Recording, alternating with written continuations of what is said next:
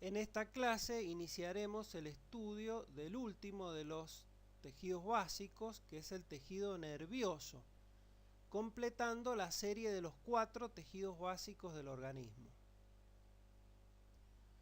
El sistema nervioso básicamente responde a estímulos externos y a estímulos internos. La respuesta a estímulos externos pueden ser de tipo visual, auditivo, olfativos, táctiles, térmicos, dolorosos, gustativos. Como vemos, un sinnúmero de estímulos externos pueden provocar la respuesta del sistema nervioso. Y por otro lado tenemos la respuesta a estímulos internos de tipo visceral o el control del tono postural. Todo esto llevado a cabo en forma inconsciente por el sistema nervioso autónomo. Desde el punto de vista embriológico, el tejido nervioso se desarrolla a partir del ectodermo. Es un derivado ectodérmico. En el ectodermo se forma una estructura que se denomina placa neural y a partir de aquí se va a formar el tubo neural y las crestas neurales, de los cuales van a derivar las estructuras del sistema nervioso, conformando lo que se llama el neuroepitelio. El tejido nervioso está formado por células. La célula principal del tejido nervioso es la neurona, que, como vemos, está formado por un cuerpo celular o soma y las prolongaciones citoplasmáticas, que son las dendritas y el axón.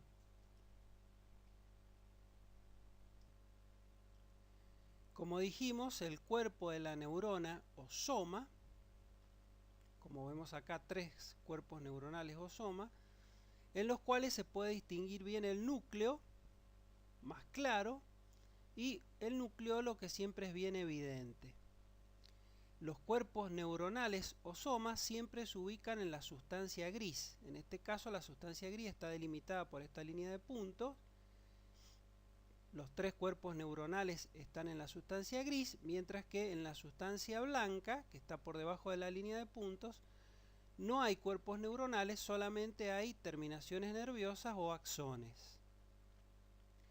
Lo otro característico es que en el cuerpo neuronal, en el soma, se observa un punteado bien basófilo que se denominan cuerpos de Nissl o sustancia tigroide, por el aspecto del citoplasma celular similar a la piel de un tigre. Fue descrito de esa manera.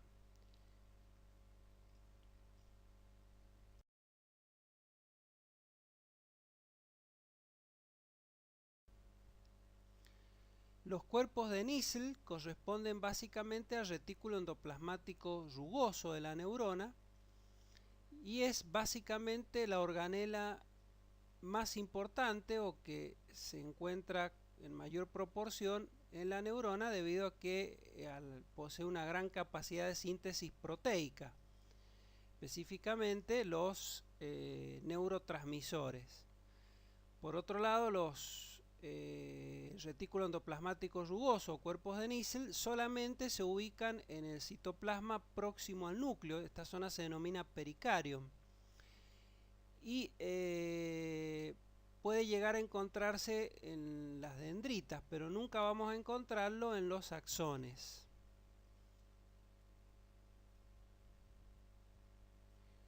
En esta imagen observamos una neurona teñida con una técnica especial denominada tinción con plata o tinción argéntica, que fue desarrollada por Ramón y Cajal, y con esta técnica se observa muy bien el cuerpo de la neurona con el núcleo y el nucleolo, que se distinguen bien, pero esta técnica permite ver muy bien las prolongaciones citoplasmáticas de la neurona, es decir, las dendritas y el axón. además de poder distinguir otro elemento importante del soma neuronal, que es el componente del citoesqueleto.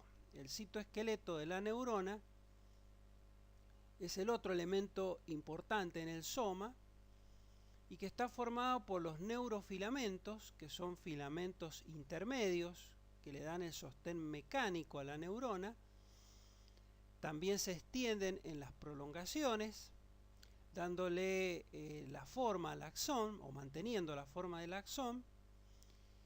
Y además el otro componente importante del citoesqueleto son los neurotúbulos, que también se los encuentra en el soma y en las prolongaciones citoplasmáticas, sobre todo en el axón, donde adopta una disposición paralela, siguiendo el eje del axón desde su inicio hasta su fin, y son los encargados del transporte axónico, que como veremos más adelante es muy importante para la transmisión de... El otro elemento integrante de las neuronas son las prolongaciones citoplasmáticas. Estas prolongaciones son las dendritas, que son prolongaciones múltiples. Cada neurona tiene múltiples dendritas ramificadas y cortas. Básicamente las dendritas son las que van a captar la información, son las que van a recibir la información para conducirla hacia el soma, y de acá se va a descargar el impulso nervioso a través del axón, que se inicia en el cono axónico, que es la porción más ancha, se dirige hacia la periferia formando los nervios. El axón está envuelto por una vaina de mielina que vamos a ver que está formada por diferentes tipos de células en el sistema nervioso central que en el periférico. Entonces la vaina de mielina envuelve a todo el axón en su recorrido, excepto en la porción terminal, donde el axón se ramifica y forma una estructura denominada telodendrón, que es esa ramificación del axón en su porción terminal. Y además en cada porción terminal el axón se ensancha formando lo que se llama el botón terminal, que es el que va a hacer sinapsis con la estructura que inerva este axón. Puede ocurrir que haga una sinapsis con otra dendrita de una neurona vecina, o con otro axón de otra neurona, o con una célula muscular, o con una célula glandular. El transporte axónico es el desplazamiento de sustancias a lo largo del axón. Esto permite que las sustancias sintetizadas en el soma puedan alcanzar la terminal axónica, el botón sináptico. Para esto necesitan desplazarse, lo cual lo consiguen a través de una especie de carretera que posee el axón formado por los neurotúbulos.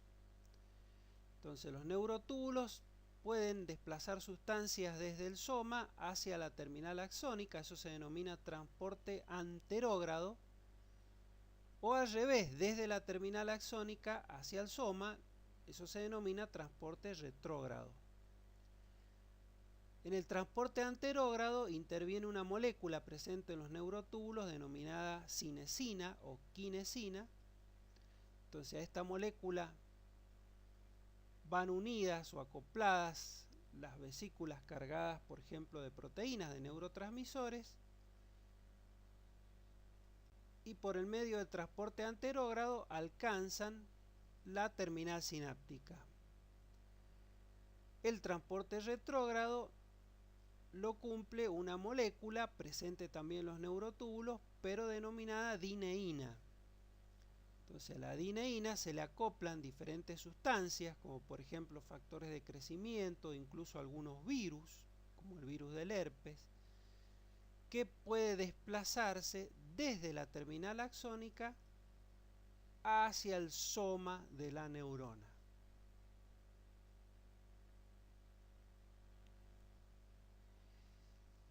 La otra función del axón es la de transmitir el impulso nervioso. En general el impulso nervioso se genera en en la zona inicial del cono axónico. Esta es una zona muy excitable de la membrana. Y acá la membrana plasmática de la neurona, que como sabemos posee una polaridad celular debido a la presencia de cargas eléctricas positivas por fuera y negativas por dentro, que mantienen lo que se llama el potencial de reposo, y esto es debido a la distribución de los iones sodio con predominio en el exterior y de potasio a nivel intracitoplasmático, que mantienen esta estabilidad de las cargas eléctricas, pero cuando se genera el potencial de acción, se invierte la polaridad de las cargas por el ingreso de sodio y la salida de potasio, y esto inicia la despolarización de la membrana plasmática y comienza a despolarizarse la membrana plasmática, transmitiéndose el impulso nervioso a lo largo del axón hasta alcanzar la terminal sináptica. Esto es lo que se llama transmisión continua del impulso eléctrico. En los axones que están cubiertos por mielina, como vemos acá, la mielina actúa como un aislante, evitando la progresión del impulso eléctrico, excepto en las zonas de contacto entre una célula y otra. Entonces acá se produce lo que se denomina transmisión saltatoria del impulso eléctrico, con lo cual el impulso, el estímulo nervioso, alcanza mucho más rápido la terminal nerviosa. Entonces la conducción saltatoria siempre va a ser más rápida que la conducción continua. Como mencionamos anteriormente, el axón termina en un ensanchamiento o botón sináptico, que es el que va a hacer conexión con, en este caso, una neurona vecina. Y se va a producir la sinapsis, que es el sitio de la transmisión del impulso nervioso desde una neurona a otra. ¿Cómo está conformado este sitio de la sinapsis? Primero, por la terminal presináptica, que está formada por el botón sináptico, donde se acumulan vesículas cargadas de neurotransmisores. Entonces acá vemos vesículas que envuelven por medio de membrana plasmática los neurotransmisores, todos acumulados en la terminal presináptica. Acá observamos la membrana presináptica, que indica la terminación del botón, y por el lado opuesto la célula receptora, que tiene una membrana denominada postsináptica, donde se encuentran los receptores de membrana. En el medio queda un espacio que se denomina hendidura sináptica. Este espacio es de aproximadamente unos 20 a 40 nanómetros y separa la terminal presináptica de la postsináptica. Cuando el impulso eléctrico que viajaba por la membrana del axón llega hasta la terminal axónica, se despolariza la membrana presináptica. Esto permite el ingreso de calcio dentro de la terminal sináptica y el desplazamiento de las vesículas cargadas de neurotransmisores hacia la membrana presináptica, con la liberación de los neurotransmisores por exocitosis y el desplazamiento de los neurotransmisores para unirse a los receptores de la membrana postsináptica, iniciando la despolarización de la membrana postsináptica, y de esta manera se ha transmitido el impulso nervioso desde una neurona hacia otra. Este tipo de mecanismo es lo que se conoce como sinapsis química, donde se libera un neurotransmisor que actúa sobre un receptor. Este neurotransmisor puede ser de diferentes tipos. Hemos visto la acetilcolina en la unión neuromuscular. También tenemos las catecolaminas como la noradrenalina y la adrenalina, y otro tipo de neurotransmisores que pueden ser de químicos que pueden ser de tipo excitatorios o inhibitorios. Las neuronas se las puede clasificar de diferentes maneras, teniendo en cuenta el número de prolongaciones que tiene la neurona, la longitud del axón o según la forma también. Aunque hay otras formas de clasificación según el tipo de neurotransmisores o si son excitatorias e inhibitorias también. Vamos a ver las principales formas de clasificar las neuronas. Según el número de prolongaciones, en general todas las neuronas tienen solamente un axón. Pueden tener numerosas dendritas, pero el axón siempre es único. Entonces vemos que según el número de prolongaciones tenemos las neuronas de tipo bipolar, que son aquellas que tienen una dendrita hacia un polo y un axón hacia el otro. Y son ejemplos de este tipo de neuronas bipolares las interneuronas y las neuronas de asociación, por ejemplo. También vamos a ver que son comunes este tipo de neuronas en el sistema nervioso autónomo. Después tenemos la neurona multipolar, que es la neurona más común. Es el ejemplo típico, es la neurona motora y es aquella que tiene múltiples prolongaciones dendríticas y un solo axón. Esta es la neurona multipolar.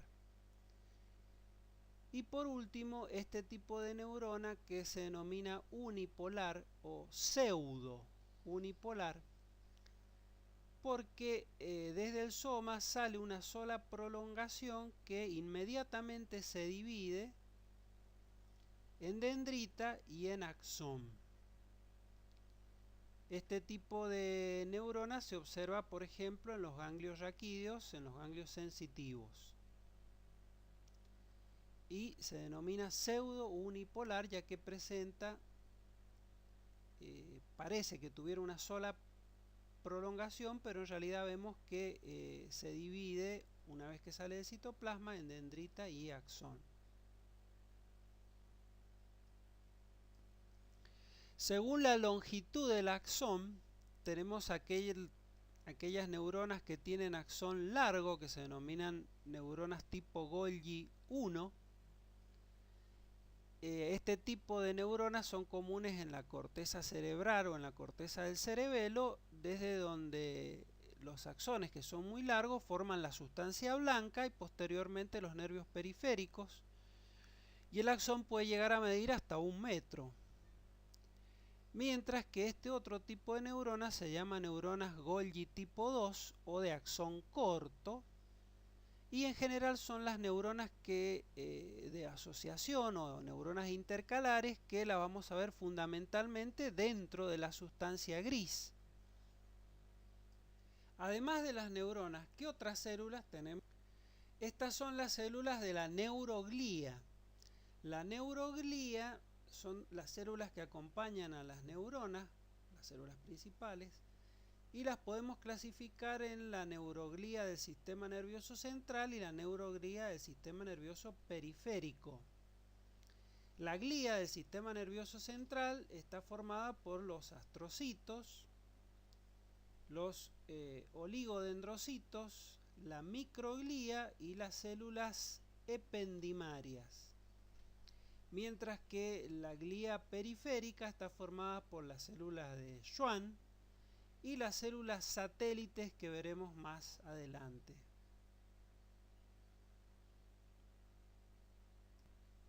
Entonces vamos a ver la glía del sistema nervioso central formada por los astrocitos, los oligodendrocitos, la microglía y las células ependimarias. El astrocito es una célula con forma estrellada. Tiene numerosas prolongaciones citoplasmáticas, como se ve aquí en esta imagen, de un astrocito teñido con una técnica especial de inmunohistoquímica, con un marcador. Entonces se ven las numerosas prolongaciones del citoplasma del astrocito, lo que le da ese aspecto estrellado. El astrocito dentro del sistema nervioso cumple numerosas funciones, como la de sostén de las neuronas, así como mantener el trofismo neuronal. También interviene en los procesos de cicatrización y forma parte de la barrera entre la neurona y los vasos sanguíneos, la barrera hematoencefálica, como veremos más adelante. Estas son algunas de las funciones del astrocito dentro de las numerosas funciones que éste presenta.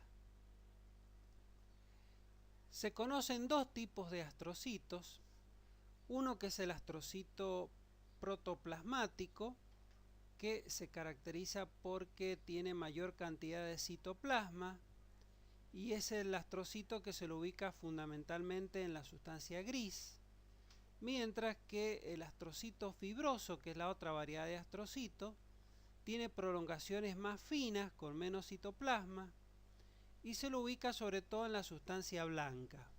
En general los astrocitos vamos a ver que tienen mucha relación de proximidad con los vasos sanguíneos.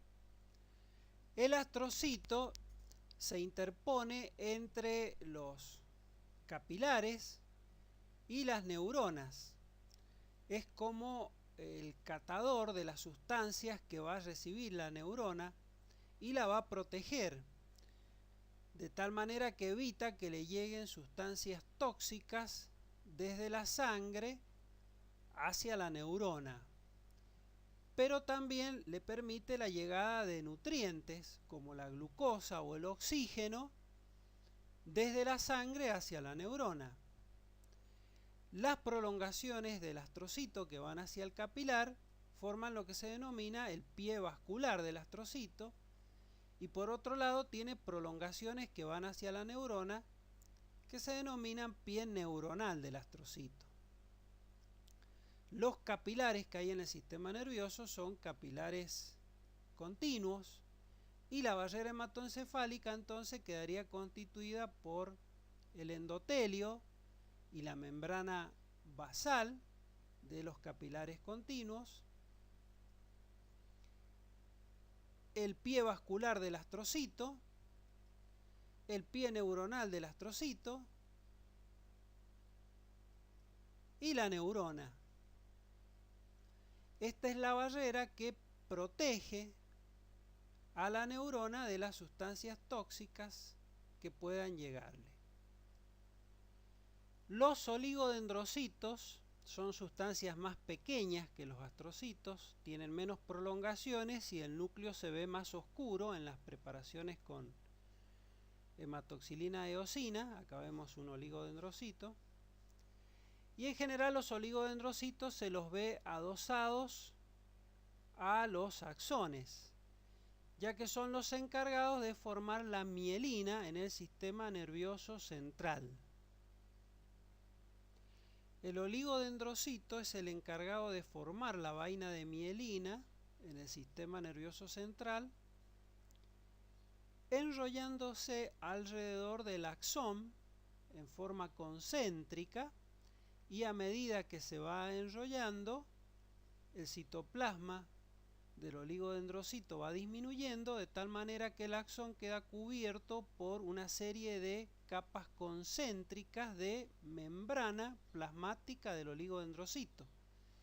Es decir, que la mielina básicamente es una estructura membranosa formada por capas concéntricas de la membrana plasmática del oligodendrocito, por lo que la composición básica de la mielina son lípidos, en su mayor porcentaje, el 70% son lípidos y el resto son proteínas. Dentro de los lípidos, que forman el componente principal de la mielina, predominan los fosfolípidos, el colesterol, los cerebrósidos y la esfingomielina. Como vemos acá, el oligodendrocito es el encargado de formar la mielina en el sistema nervioso central y puede llegar a formar la mielina de varios axones, mientras que en el sistema nervioso periférico la célula encargada de formar la mielina será la célula de Schwann. Los axones, como vemos acá y vemos el axón, están entonces revestidos en el sistema nervioso periférico por la mielina, que es formada por la célula de Schwann en el sistema nervioso periférico o el oligodendrocito en el central. Estas son fibras mielínicas. Como dijimos, la célula de Schwann o el oligodendrocito se enrolla alrededor del axón. Entre una célula de Schwann y otra, en la zona de unión, hay un lugar donde el axón está desprovisto de mielina. En esa zona desprovista de mielina, entre una célula de Schwann y otra, forma lo que se llama el nodo de Ranvier. Este es el nodo de Ranvier. Esto corresponde a una fibra nerviosa mielinizada. Hay otro tipo de fibras nerviosas que se llaman amielínicas, y en realidad no es que no tenga mielina, sino que cada célula de Schwann, como ven en este ejemplo, cada célula de Schwann envuelve varios axones, entonces la cubierta de mielina va a ser más escasa. La importancia de esto es que las fibras mielinizadas tienen una velocidad de conducción mucho más rápida, ya que va a ser una conducción saltatoria, mientras que las fibras amielínicas, la velocidad de conducción va a ser mucho más lenta porque va a predominar la conducción continua. Acá observamos en esta diapositiva el nodo de Ranvier. Fíjense que es el espacio este que queda, que se ve como una línea, donde el axón está desprovisto de mielina. En el corte con hematoxilina de eosina, que así lo van a ver en los preparados histológicos, pueden ver esa fina línea que corresponde al axón, y esta zona es la unión entre una célula de Schwann y otra, que corresponde al nodo de Ranvier. Si prestan atención van a ver algunos núcleos. Esos núcleos corresponden a células de Schwann que van a tener que diferenciar de algunos fibroblastos que, como veremos más adelante, corresponden a las capas de tejido conectivo que envuelven a los nervios. La microglía es la célula más pequeña del sistema de células gliales. Se caracteriza porque tiene un núcleo con forma de coma, con la cromatina bien condensada, y tiene pequeñas prolongaciones que le dan el aspecto de espina a la célula de la microglía.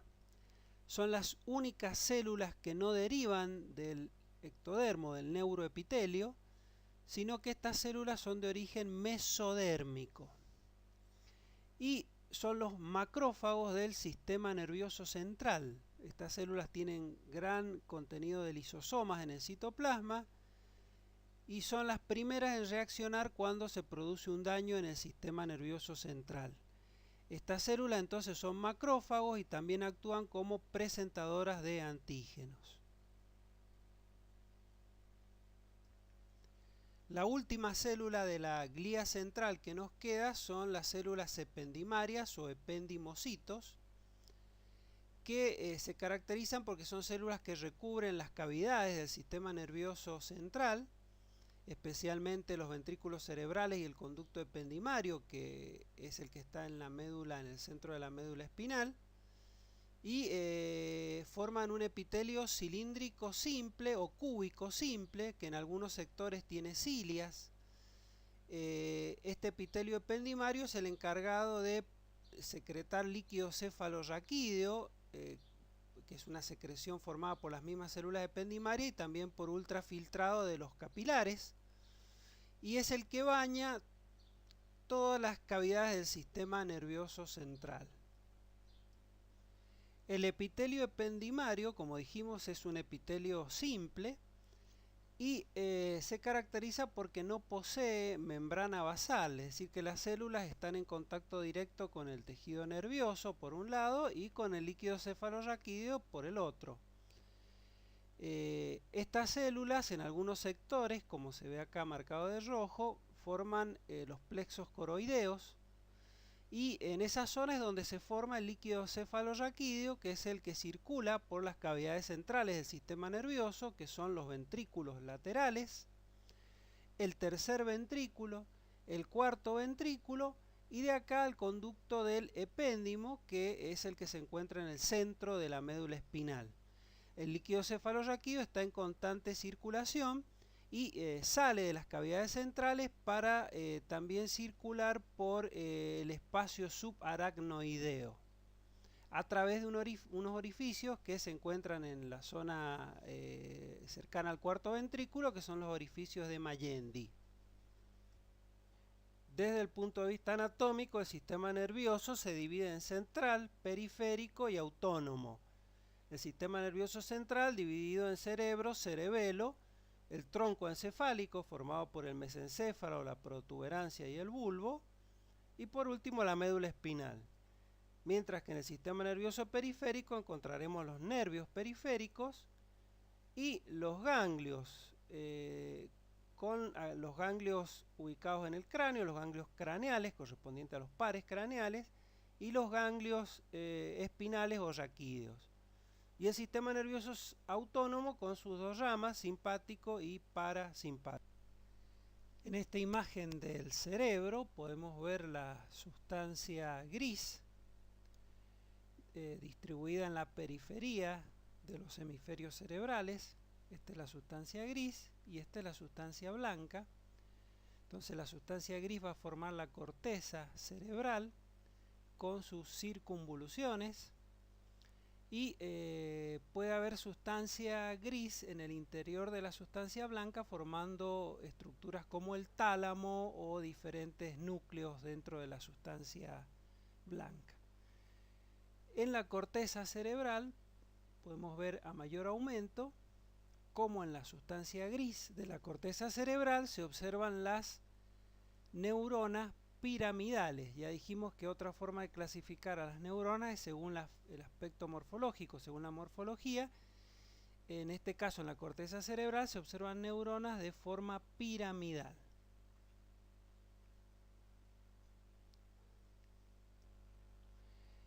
El cerebelo se caracteriza porque está la sustancia gris distribuida igual que en el cerebro, es decir, en la periferia.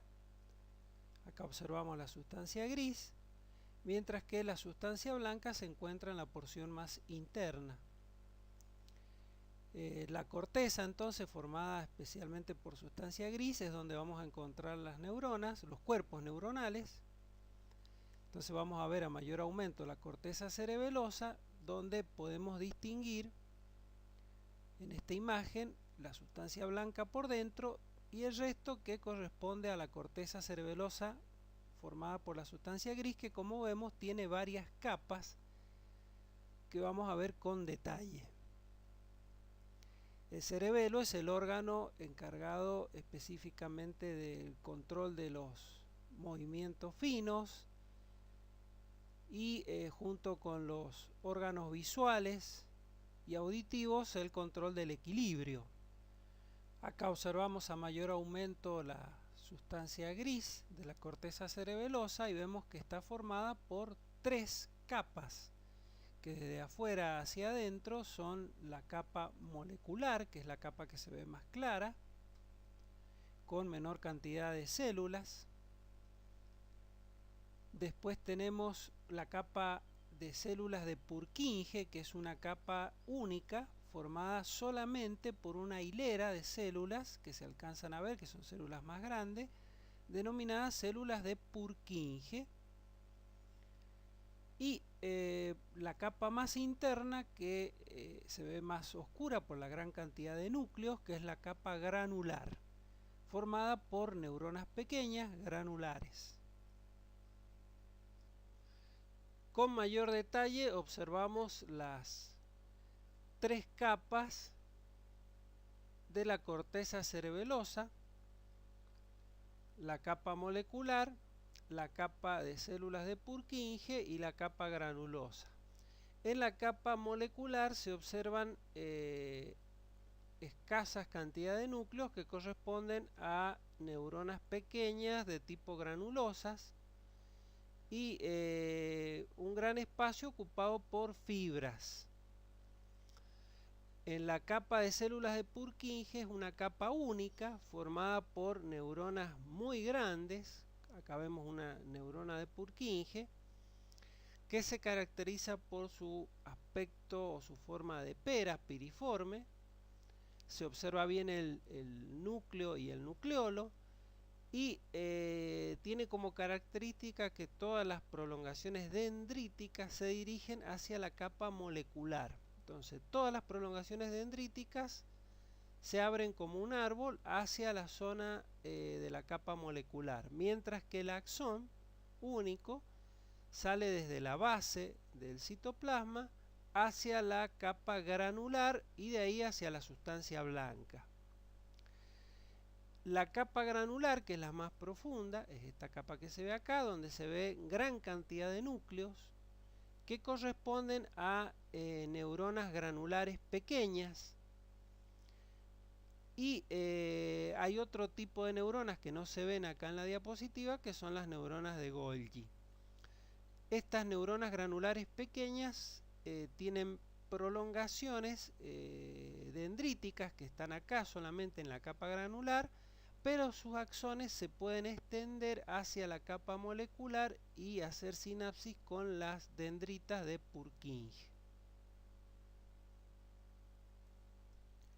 Ahora vamos a ver la médula espinal, que tiene como característica que la sustancia gris está por dentro y la sustancia blanca está por fuera.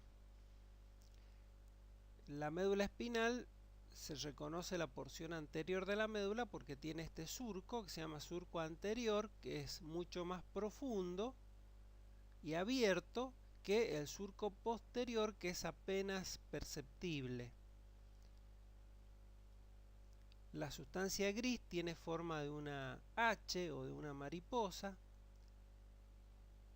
y posee un asta anterior que no llega hasta el extremo anterior, un asta posterior que siempre llega hasta el extremo posterior, y en el centro el conducto ependimario, que es por donde circula el líquido cefalorraquídeo. Por fuera está cubierta por las meninges.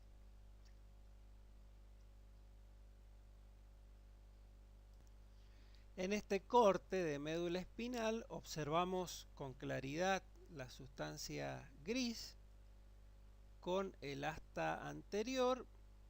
Acuérdense que este es el surco anterior, el conducto ependimario y el asta posterior.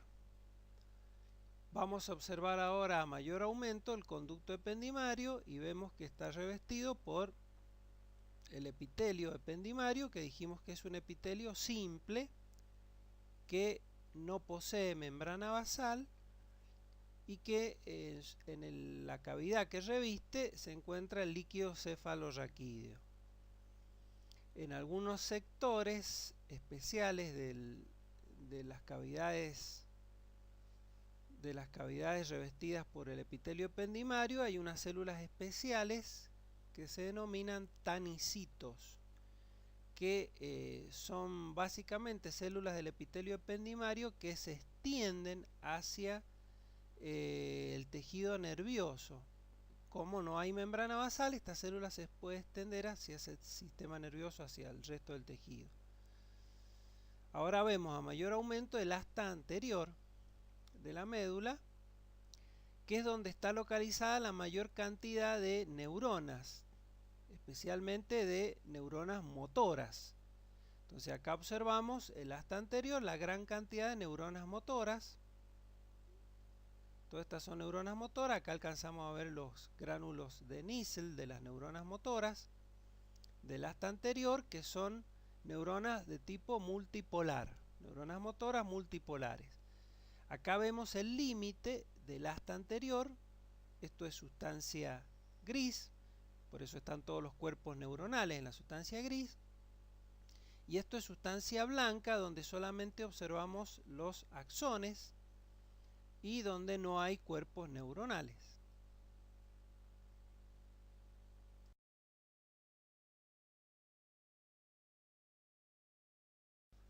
El sistema nervioso periférico estaba formado por los ganglios craneales y espinales y los nervios.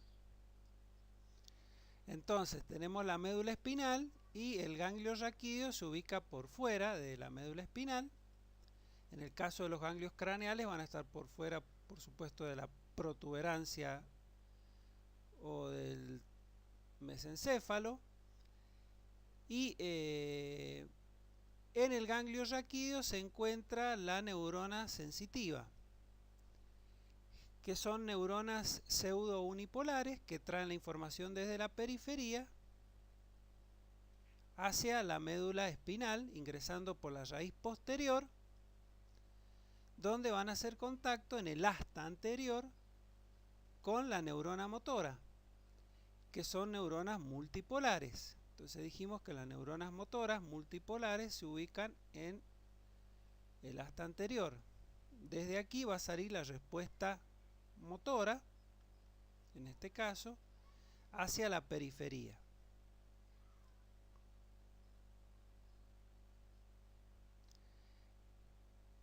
Entonces vemos cómo está en definitiva formada la estructura del ganglio raquídeo, donde ubicamos al soma de la neurona sensitiva, desde donde se envía la información que ingresa por el asta posterior a la médula hasta hacer contacto con el soma de la neurona motora por medio de una sinapsis, y el soma de la neurona motora ubicado en el asta anterior, desde donde sale en forma eferente la inervación hacia la periferia. Entonces el nervio periférico se va a formar por la raíz sensitiva y la raíz motora en este caso. ¿Cómo está formado entonces el ganglio raquídeo?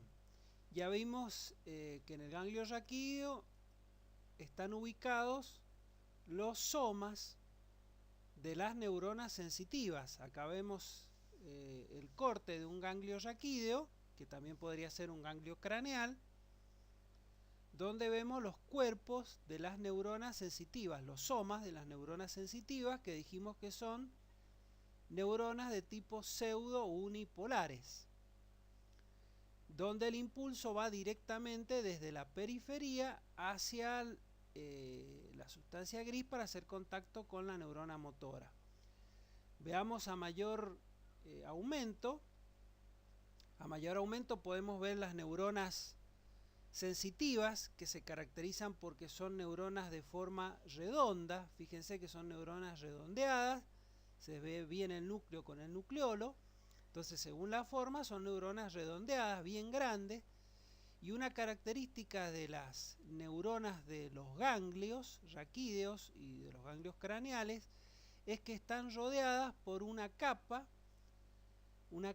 de células que son células satélites, se denominan células satélites, y básicamente cumplen la función como la célula de Schwann de los nervios periféricos.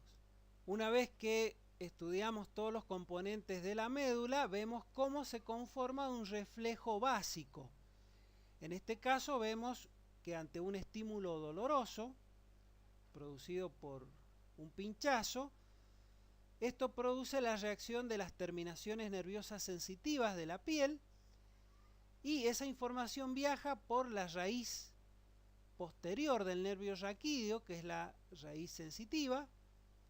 Por acá viaja la información, acá está la neurona sensitiva, que dijimos que el soma se encuentra en el ganglio raquídeo, y la información entra a la médula por el asta posterior.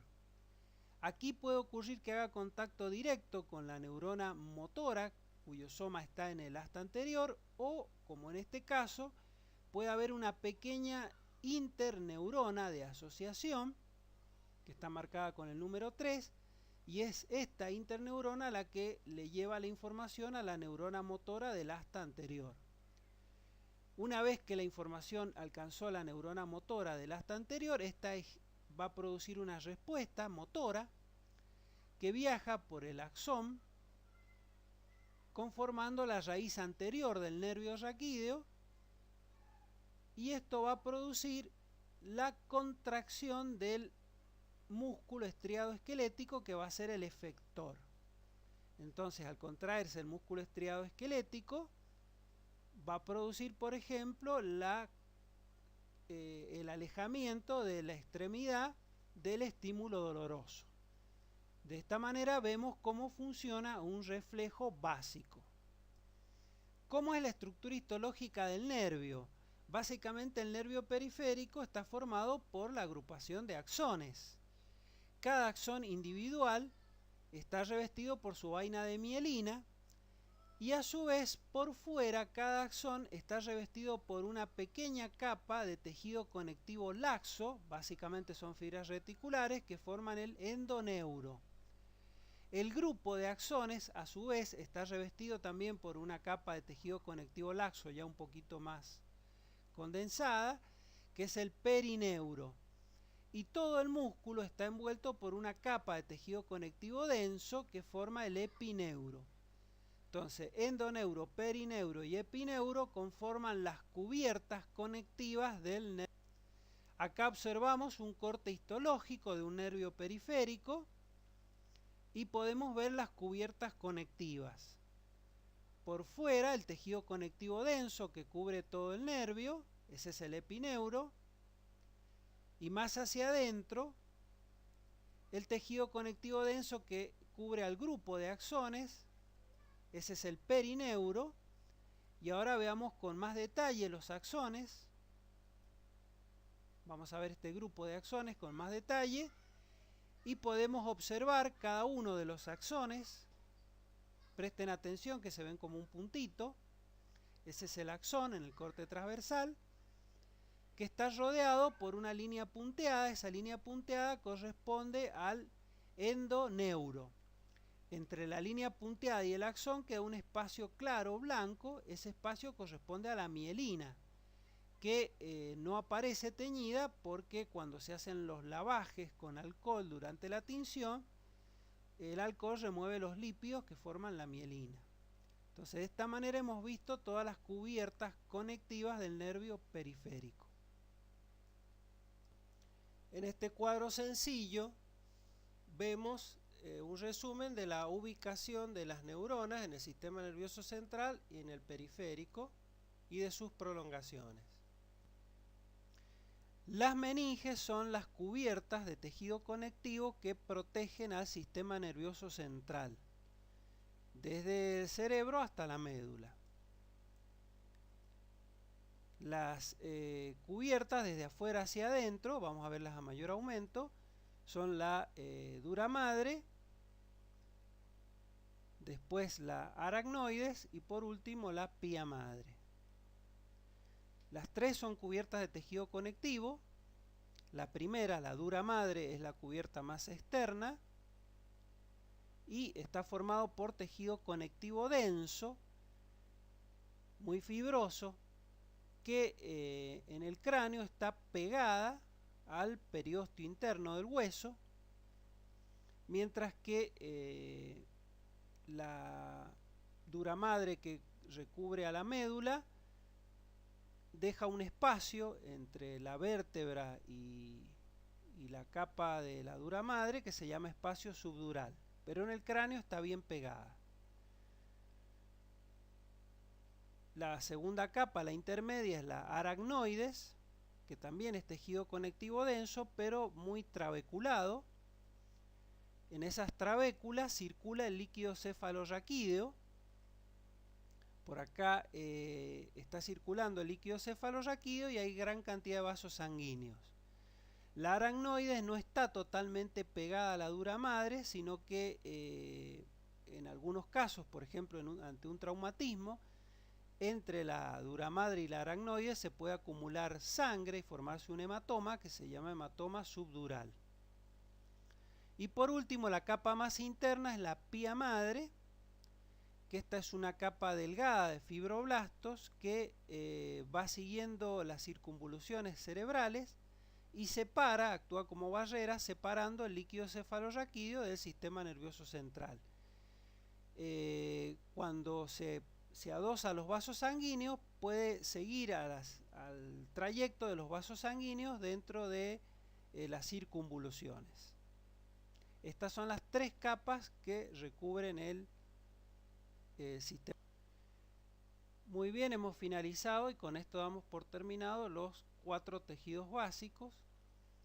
Como siempre, les recomiendo revisar toda la bibliografía que se ha consultado para elaborar este teórico y repasar los temas principales.